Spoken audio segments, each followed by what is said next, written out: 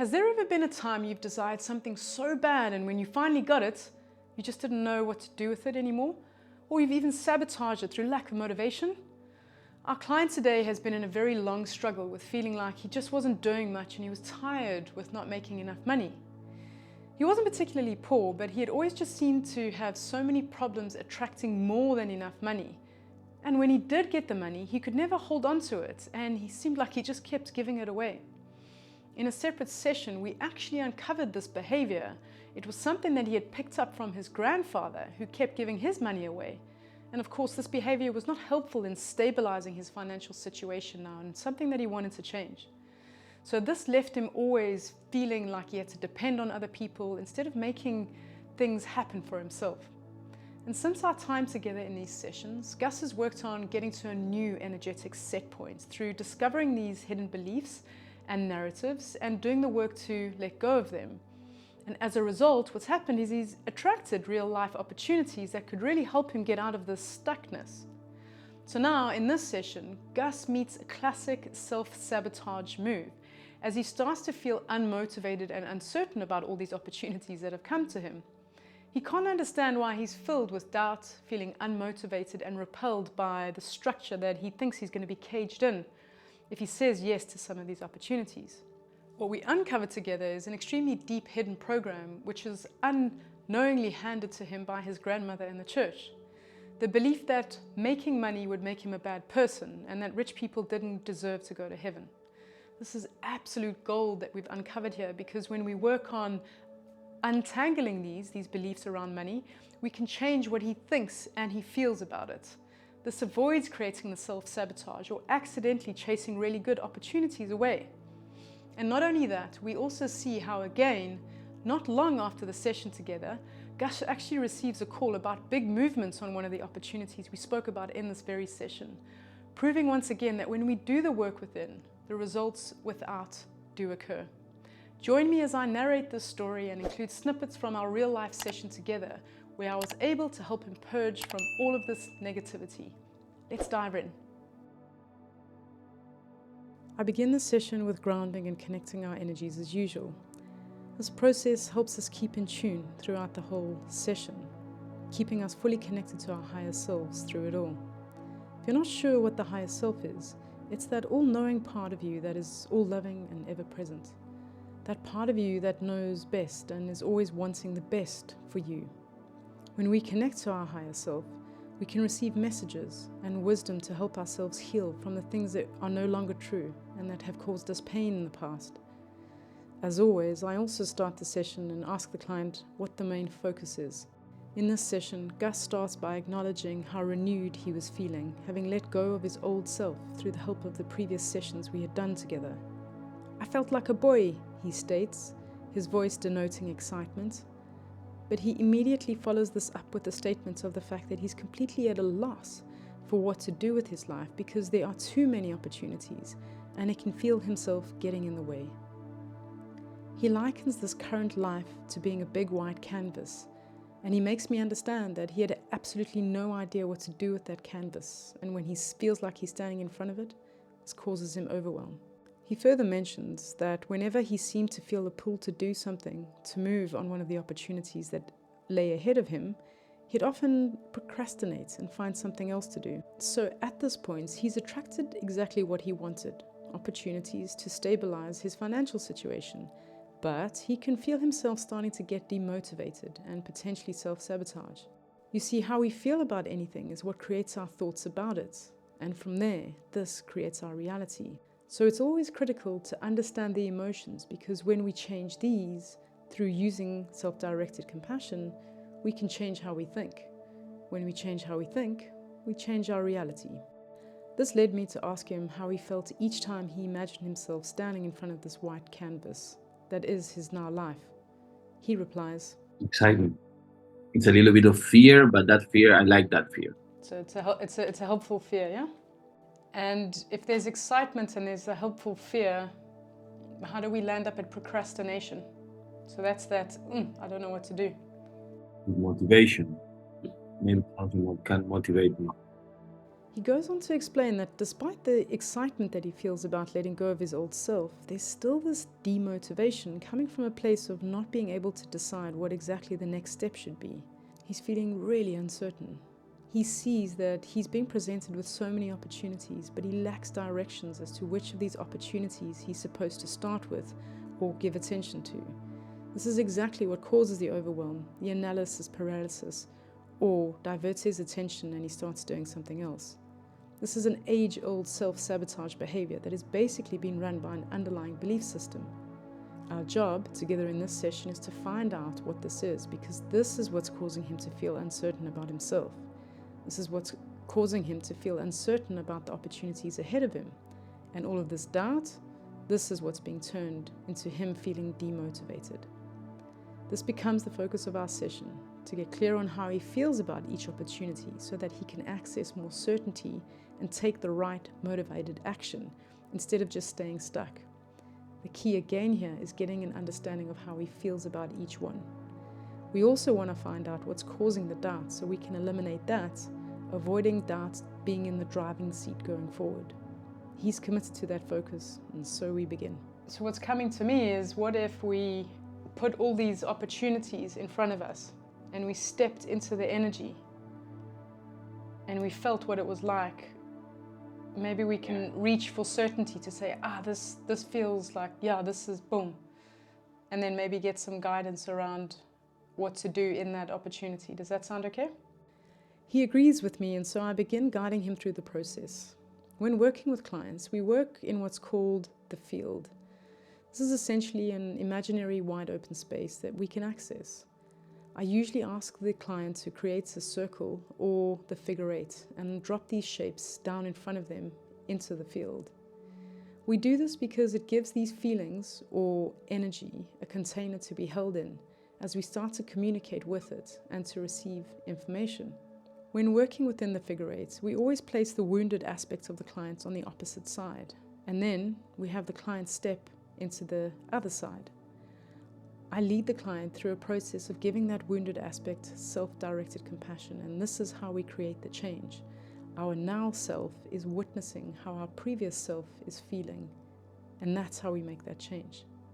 You see, the imagination is the language of the higher self, and the brain doesn't know the difference between what is real and what's been shown in the imagination when our eyes are closed. The body and our emotions still respond as if we were seeing it in real time. It was happening right in front of our eyes. The imagination is the language of the higher self, and the brain doesn't know the difference between what is real and what's being shown in the imagination when our eyes are closed. Majority of the session, the client's eyes are closed, and so this is what makes being able to see these images so vivid and allow the brain to think it's really, really real. The body and the emotions still respond as if what they were seeing was indeed real. So let's dive in so you can see how it works. Cool, so just taking a deep breath in, and let's just go into the field, this space where we can access all realities, all opportunities, all wisdom. We're connected to our higher self. And everything that we see, feel, hear, taste, touch, it's all information. And you can't get this wrong. And so just imagine you're in this field. It's a wide open space. It's not too hot, it's not too cold. It's just right. And just ask your higher self. I take a pause and I ask him to list all the open opportunities that he currently has available. What we'll then do is we're going to drop a circle in the field during the process so that we can step into this and see how he feels and what information he can receive. Amongst the 6 opportunities ahead of him lies an event in Morocco which he was invited to, an event that he was asked to host at the gym, which is a paid-for opportunity, and then an opportunity being a partnership for a new company with a friend of his. That's currently been held back because of the lack of his Spanish passport. He has mixed feelings about all of these, including doubt and uncertainty, and so we focus on these 3 so that we can aim to change how he feels about these, and also to see what hidden beliefs can be uncovered. Having laid out circles in front of him within the field and dropping each opportunity in a separate circle, I asked him to take a look at the circle and pick which one was the most uncertain to him. He chose the circle with the Spanish partnership, which was being delayed because of his lack of his Spanish passport. He says he chose this one because it represents the most stable income for him, and he's feeling frustration and demotivation around it because he's not been able to move it ahead. I ask him what he noticed when he looked at the circle, and he replies, That I don't have the control. okay, and so just imagine, we're just going to move the other circle, so just imagine you have the ability to have a path towards that circle. Imagine you're walking towards that circle and see if you can get into the circle. Let me know what you experience. By asking the client to make his way toward the circle and to step into it if he can, allows us to do two things. The first, if he's unable to walk that path to get to that circle, it means that there are barriers and obvious blocks for him, and maybe we can get some information as to what these are. The second is once he is in the circle, he should start to see a story emerge, and when he is there, he'll receive information about how he feels about it subconsciously, and this is what we can unpick and decipher as to what's going on. He tells me he's in the circle, so he had no problems getting there, and so I ask him, how does it feel being in there? He goes on to tell me that there's now pressure on his chest because he's starting to feel anxious but also excited.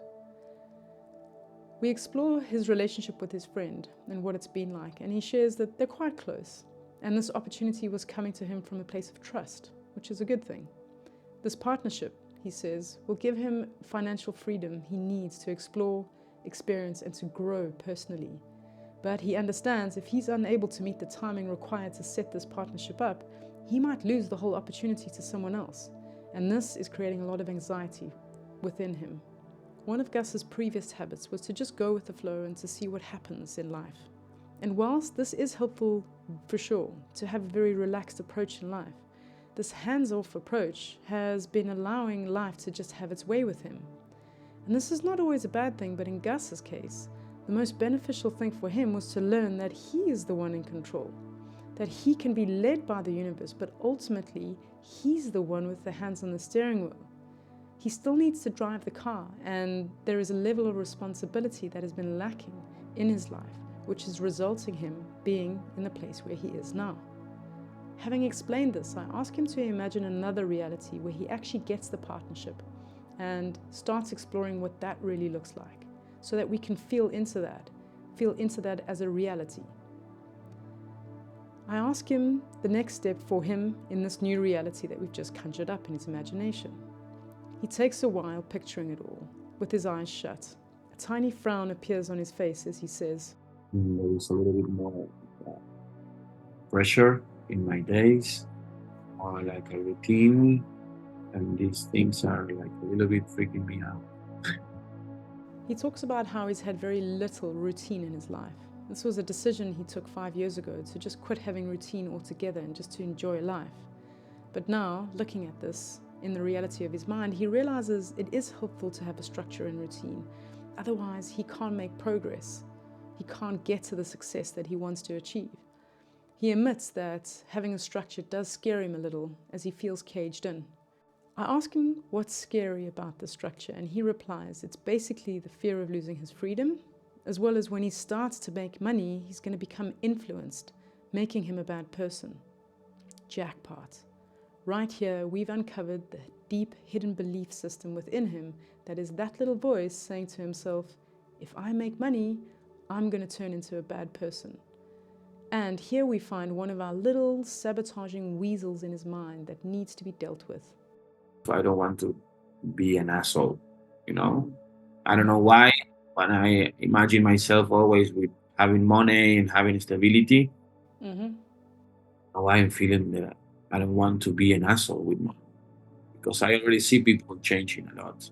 He says whilst he knows he's a good person, he still somehow doesn't believe he's invincible to the influence of money. This is a narrative that society has fed us, so we don't step into our own power. This narrative is a load of nonsense because it's not money that's bad. Money only amplifies the essence of who you are. It shines light into the deep parts of you, and so if you're an inherently good person, that's what money will reflect in that person. It's not more complex than that. He mentioned that he admires and feels inspired by people with financial stability who still remain to be humble and have friends. I listened closely, and then I asked him to draw another circle that I named the safe circle. I really want to find out what this voice in his head is saying. Who does it belong to, so that we can heal him from any untrue belief systems that are really holding Gus back? I asked him to imagine this voice that is telling him he's a bad person. Imagine this voice is leaving his head and to land in that safe circle. Then I ask him to imagine, who does this voice belong to? At first he finds it difficult to dissociate from the voice, and he says it belongs to him. Now this is very normal, as the client has just imagined this voice was in his head and it's leaving his body and landing in the circle. I then ask him to go deeper, and I ask him how the voice feels to him, not what he thinks, to move from the head into the heart. You see, when we tap into the feeling of things, we access truth. And to his own amazement, when he feels into the voice, he realizes that it sounds more like his grandmother. Jackpot number 2. Another hidden program that was unknowingly given to him by his family this time. He explained how this voice was projecting a misconceived Catholic teaching that rich people don't go to heaven, making him believe that he didn't deserve to be rich and that he needed to be humble all his life. There's nothing wrong with being humble, but when that idea of humility is holding you back from making the money you need to see in your life, that's not a good thing. Another really important thing to realize is that it's not just our family who have unknowingly given us programs. It's also our society, our school, our media, and churches too. This deep-seated voice that Gus didn't even realize didn't belong to him is exactly what's holding him back from making money and keeping money in his life. And once we address this and untangle him from it, he can let go of this belief so that it no longer influences his decisions and how he feels. And we do this by giving him self-directed compassion, which helps uncreate the belief. My sense is that this is what's causing the self-sabotage, so that he can stay safe in his old comfort zone. So what we're going to do is you're going to give compassion to yourself, okay? And let's direct that compassion to that circle of yourself, and this is a future self, where you've started the company with your partner. It feels good, and everything that you explained with it, okay? So we're sending that part of you and your now self, okay? So just take your focus and your awareness and drop down into your heart space and send warm, loving energy throughout your whole body, being across your whole energy field, all time, space, and realities, and to that part of you that's gone ahead and signed that partnership. And say, I'm so sorry, people with money are assholes. So sorry that people with money. So I'm so sorry you're afraid if you have money, you're going to become an asshole. sorry that you're afraid that you have money, you are going to become an asshole. I'm so sorry you believe money takes away freedom. I'm so sorry that you believe that money takes away freedom. I'm so sorry you're scared of losing yourself in money. I'm so sorry that you're scared of losing yourself in money. I'm so sorry you're afraid of losing your goodness if you had money. I'm so sorry that you're afraid of losing your goodness if you have money. I'm so sorry you're worried you won't be able to serve if you have money. I'm so sorry that you think that you're not going to be unable to serve if you have money. I'm so sorry you took a vow of poverty. I'm so sorry that you took a vow of poverty. I'm so sorry they made you believe that you would go to hell if you were rich. I'm so sorry that you made you believe that you're going to go to hell if you have money. I'm so sorry they made you believe rich people don't deserve to go to heaven. I'm so sorry that you believe that rich people don't deserve to go to heaven.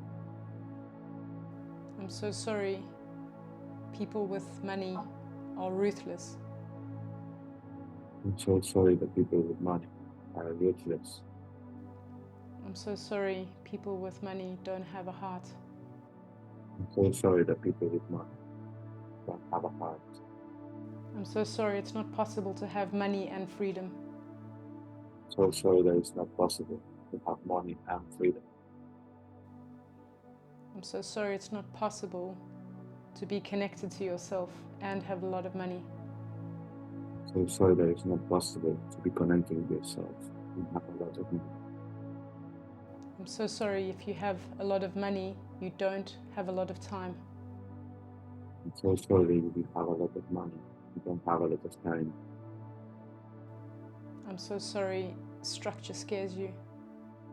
I'm so sorry structures scare you. I'm so sorry structure is like a cage for you. So sorry that structure is like a cage for you. I'm so sorry structure creates pressure. So sorry that structure creates pressure. I'm so sorry in order to live the life you want, you need structure. So sorry in order to create the life that you want with structure. And just take a deep breath in and out. And what do you notice about the circle that you're standing in now? More chill, more understanding. The compassion always feels nice. Yeah, it's got such a nice vibration, hey? This client situation is easy relatable to many, I'm sure. We've often been presented in our life with so many choices, and whilst we feel genuinely excited about some opportunities, we might sometimes get confused as to where to start, or self-sabotage kicks in without even intending to do so. This confusion sometimes leads us to form certain beliefs that might drive away all the beautiful colors in our mind and leave us with completely blank canvas and endless doubts. And as we've just discovered in Gus's case, this confusion was unknowingly created by the words that he had heard when he was just a little boy from his grandmother in the church, forming a limiting belief. When we started in our sessions together, Gus struggled from not making enough money and having no opportunities ahead of him. But now he's finally faced with 6 different opportunities and his mind goes blank. Diving deeper into the session, not only did we uncover the unhelpful belief that he had that rich people don't deserve to go to heaven, this was influencing him to choose poverty over money. He realizes that he actually has some fear around those opportunities becoming a reality because they needed structure around it, and he was worried he's going to feel caged in. We also saw the picture of him starting that partnership with his long-term friend, and actually getting that financial freedom was scaring him because he thinks that if he earned all this money, he'd become an asshole. Of course, he's going to push away these opportunities if his energy is transmitting that frequency of rejecting money because he didn't want to become a bad person. Money doesn't hang around these sorts of beliefs and will go and find other people who are fearless to hold on to the energy of money and not push it away. The magic that happens with giving self-directed compassion to that aspect of himself that believed those notions is uncanny. Compassion can reach really the deepest places and create space for anything that is untrue to be released. When this happens, realizations are seen and wisdom is accessed. And this is truly what finally dissolved that negative belief, no longer allowing it to be an unhelpful reference point in his mind and his subconscious. So let's dive back into the session and see what other things we uncovered. After the compassion statements, I ask him to check in with his future self and tell me how he's doing.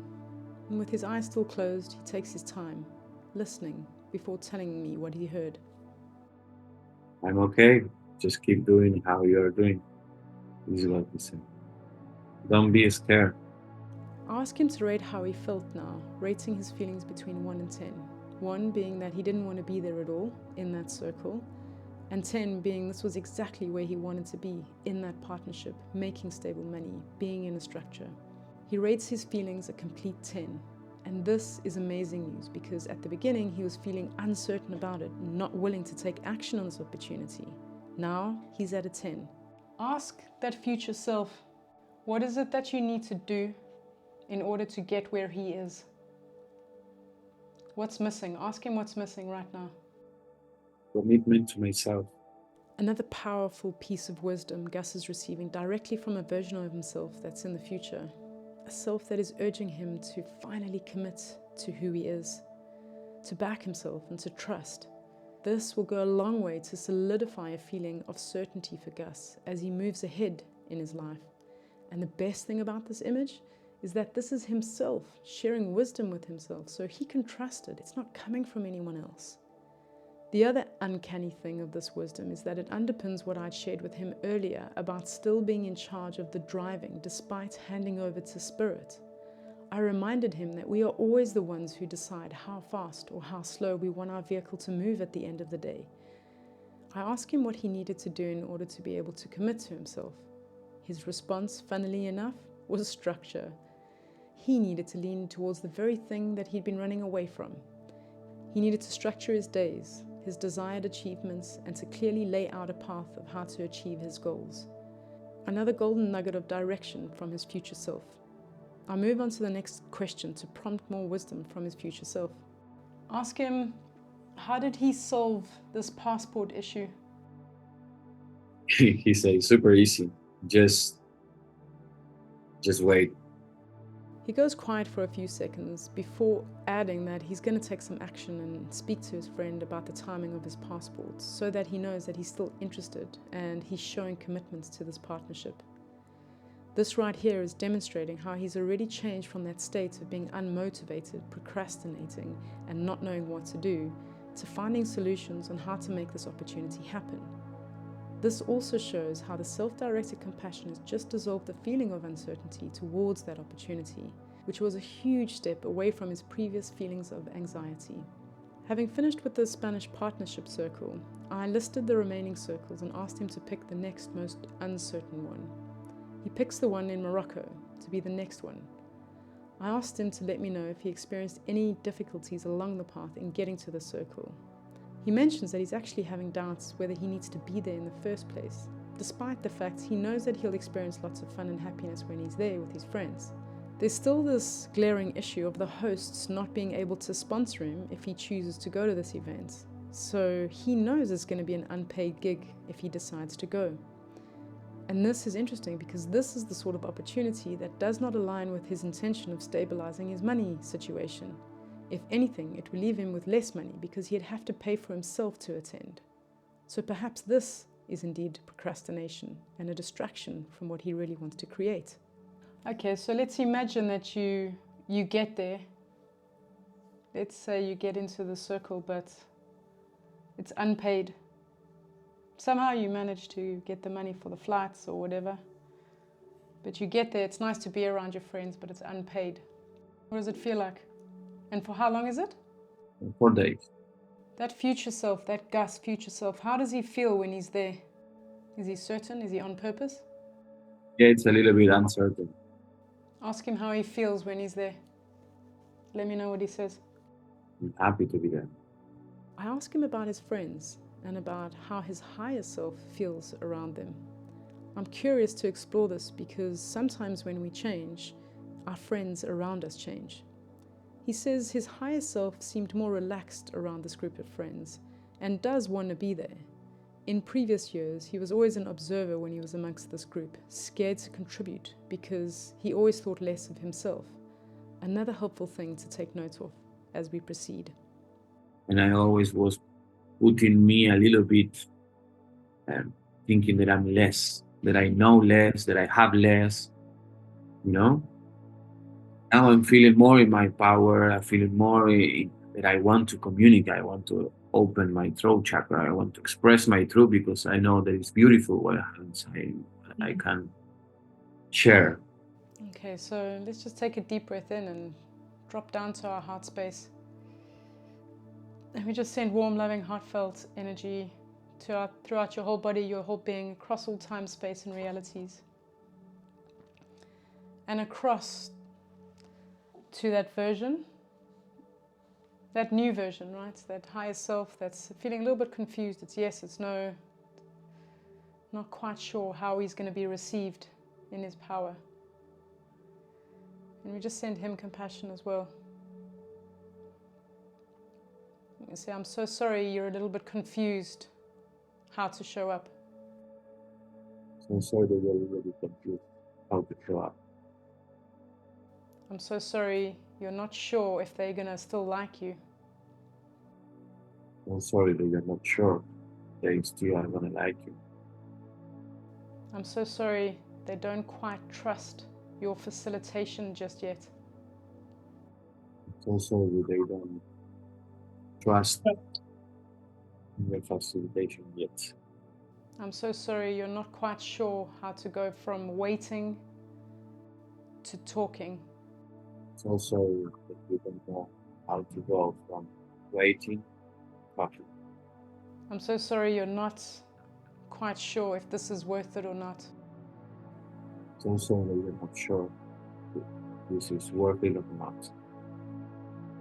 I'm so sorry it's difficult to say yes. I'm so sorry that it's difficult to say yes. I'm so sorry they're not sure if they want to say yes either. I'm so sorry that they are not sure to say yes either. I'm so sorry they don't have the budget for you. I'm so sorry they don't have the budget for you. I'm so sorry they can only have you if they don't pay for you or your services.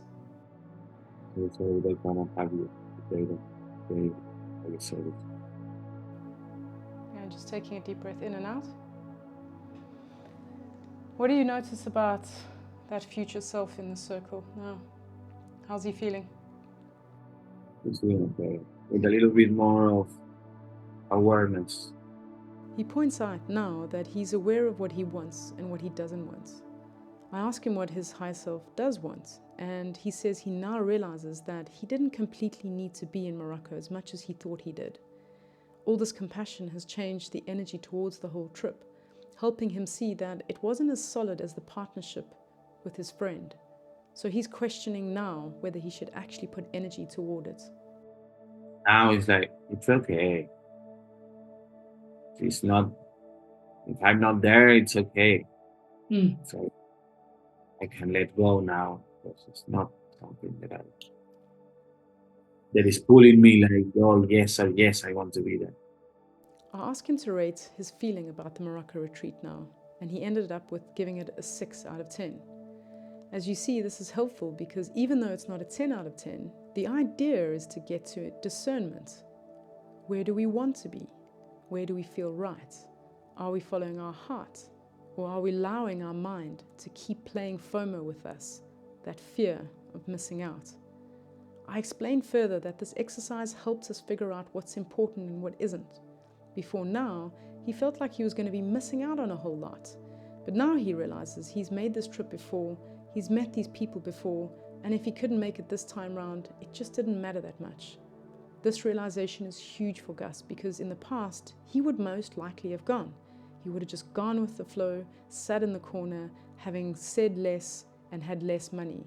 All of this would have just perpetuated the very cycle he's trying to get out of. Now that he's had this realization and he feels differently, it's really helpful for him to use this information knowing that it's not truly what he wants, and so he can let it go without any fuss. Towards the closing part of our session, I ask if there's one last circle he'd like to look at. The opportunity he speaks about is the one to host a paid event at the gym. This is a really great one to focus upon because number one, it's paid, as well as it gives him more experience under his belt in facilitating these types of sessions.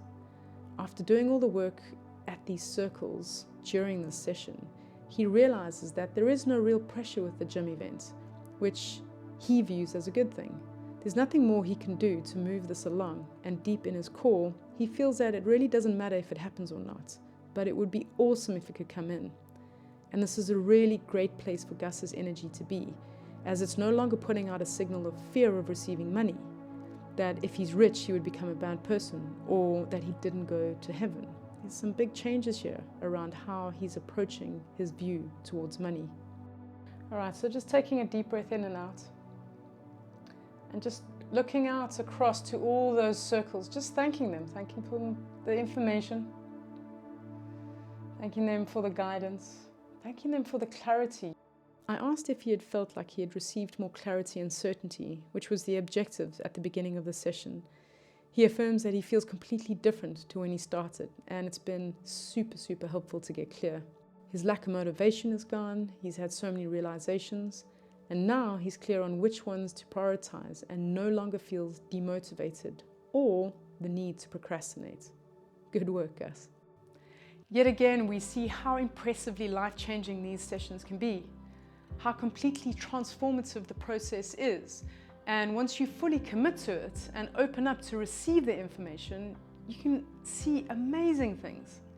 The client started the session as a completely white canvas, and now he's got a rainbow of ideas. He's transitioned from doubt to absolute confidence in his choices, with certainty as which ones to take action on and which ones to just allow run its course. He was able to let go of the limiting beliefs that money makes people bad and that rich people don't go to heaven. And he was also able to better prioritize his focus on making money rather than wasting time in places that weren't committed to this focus. This was huge for Gus, and this newfound confidence and putting himself first will go a long way to really change his life and his money situation, something he's never done before. It's true transformation. And the cherry on the top, 30 minutes after we had completed the session, Gus actually gave me a call saying that the gym had messaged and they wanted to move ahead quickly and were ready to start straight away. Once again, we've seen that by doing the inner work to get clear and certain about things, we immediately see real life results. I wanted to thank you so much for watching this story about Gus. If you resonate strongly with this story, or it sounds like you, then consider booking a session with me if you want to uncover any of your hidden beliefs, getting you to that place of certainty and self-love. Remember to like and share and subscribe to receive notifications every time we upload a new video like this. And if you'd like to catch the rest of Gus's episodes, then check out the description box below. Thanks again, and we'll see you next time on Growing Through Grace. Real stories, real change.